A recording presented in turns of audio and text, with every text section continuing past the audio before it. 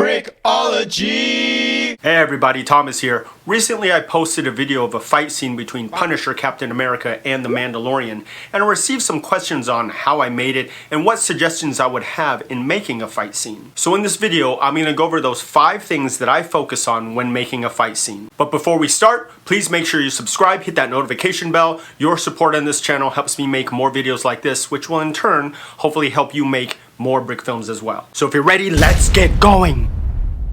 The first thing is camera movement. Camera movement is one of the more difficult things for me to do because it involves such small incremental movements, but it needs to be more precise. It's what's directing the focus of your eyes. Now, one thing I like to do in a fight scene is I like to have the camera follow what appendage the person's using to strike with, whether it be the arm or the leg. Like if the person's making a right hook, I like to make the camera follow that right hook so that the person who's watching, the viewer, you know exactly what you should be focusing on. Here we are in Dragonframe. This little sequence, I like the camera movement in this, and it follows the Mandalorian's punches. You can see he's gonna throw a right and a left. So with the right, the camera swings with the right fist. With the left fist coming around, the camera swings with it as well. With the right, it swings back to the right, and then the punch in the gut. So I like how this sequence went. Let's start this over. Camera swings to the right, swings to the left, swings back to the right, and then right into the gut, and he falls down. So camera movements. Practice your camera movements. Even if it's a pan back and forth or just straight up and down, it will help greatly improve your fight scenes. Close-ups. If you know my videos, you know that I like to get the camera as close as I can to the minifigure because that, brings a special, a different dynamic for the viewer, whether it be a faraway shot or a close-up shot. Now, especially with fight scenes, I like to get as close as I can so again, the viewer can see exactly which hand is striking and what's happening to the person. If I can, I like to change the head so when it gets hit, the person goes, or if a person gets hit, the person goes. But also I like to get as close as I can so when the person gets hit, you can see and feel the snap of the neck. So this is kind of what I'm talking about. You have a farther back shot of the two guys, but then it gets really close right here and you can see what's happening. There's a block. And when the sequence is going, I think the viewer really gets into what's going on because you can just see everything that's happening. You can see the reaction of the Mandalorian getting hit. His head gets jarred. It gets knocked back. And then Mandalorian comes across with the strike and then the backhand and it shoots him into the bar. But I think it works well for close-ups. One thing I like to do in my videos is I really like to focus in on where the strike is hitting on the person who's getting hit. I think the focus on that helps the viewer understand what's happening and just how they should be feeling. And more often than not, it really brings out the power of the strike so the viewer knows, dude, that really hurt. All right, and this little sequence illustrates my point. Right here, we immediately have a close-up of the two guys and Mandalorian throws a quick little hook.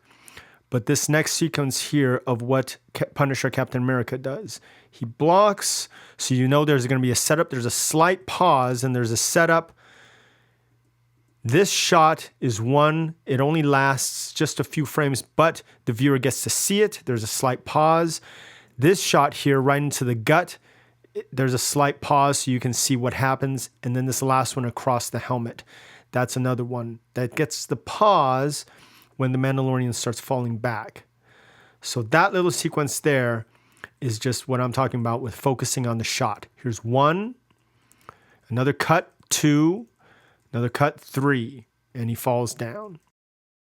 A different variety of lengths of cuts in the fight scene, whether it be a long one or a short one, can really help build the momentum of the fight. My style is more when I have a long shot back, you can kind of see the two people just pairing off and sparring back and forth without really any of the powerful strikes going. And then it gets closer and closer and closer when the strikes are actually happening and when I want the viewer to really feel the intensity of each punch or kick. The sword sequence shows what I'm talking about.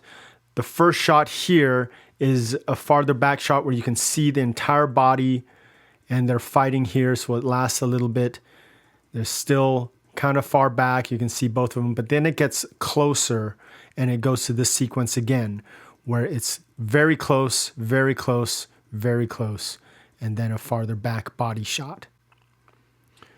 So just in this little sequence here, it has all the aspects of wide shots, longer shots, getting tighter and tighter, and then the quick shots at the end. Sound design. I cannot overemphasize how important sound design is to a video. If you know my videos, you know I put a lot of effort into the sound design, and this video is no different. Not only do I want the viewer to see every strike that's being hit, I want them to hear it. You know, the sound and the visual, oh, it really sells it. So with the sound, I wanted to make sure that I captured every little bit of the movement, the strikes, and I even went in and recorded oofs, you know, little vocal things to help sell it even more. Just in this little sequence right here, I'm going to play it and let's talk about it. So right there, you can hear the last strike I did with an oof.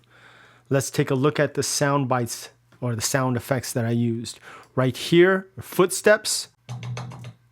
You can hear him running towards him, and then the swooshing sounds. Let me solo this sound. That's the swing that's the whoosh sound that I made with each swing and a miss. But along with that, I recorded little vocal things. Let me solo this. You can hear him do this. A little breath right here as well, and a little breath right here as well. So those added together, I think, helps really sell how much strength and energy he's putting into these strikes. And then when he hits, obviously this is Captain America going oof, oof. Because you're gonna make a sound when you get hit. All throughout the video, let's pan back so you can see how much all these different swings and punches and everything went into this video. So do not neglect sound design. It's so important, especially for a fight scene, because you're trying to sell the fight. Now, of course, these 5 tips are things that I enjoy doing. But of course, create your own style. Take these tips, run with it, do what you want with it. These are just what I enjoy doing. Thanks for watching, and here's a message from the Mandalorian himself. Hey kids, it's the Mandalorian. I just want to let you know that fighting isn't cool. Even though we looked super cool fighting in this video, I don't want you to go down to your local bar and pick a fight with the next guy dressed as the Punisher and Captain America. That wouldn't be cool. So listen to your old buddy the Mandalorian. Hit that like button and make sure you subscribe to the channel. Subscribe.